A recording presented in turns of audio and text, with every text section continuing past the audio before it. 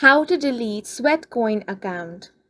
Hi guys, welcome to our channel. Let's begin. In this video, I will guide you how you can delete Sweatcoin account.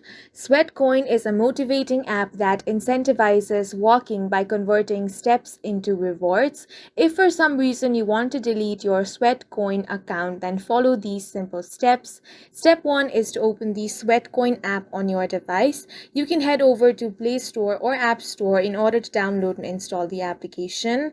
Now on your account, you want to tap on the profile icon at the top left corner of your screen, which is going to take you to your profile.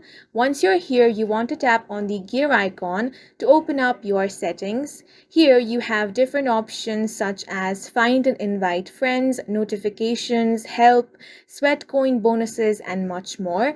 If you want to delete your account, simply tap on the last option, which is delete account. Go ahead and tap on the Contact Us option. Now choose your problem. Here you want to select Delete Account. Now enter the reason.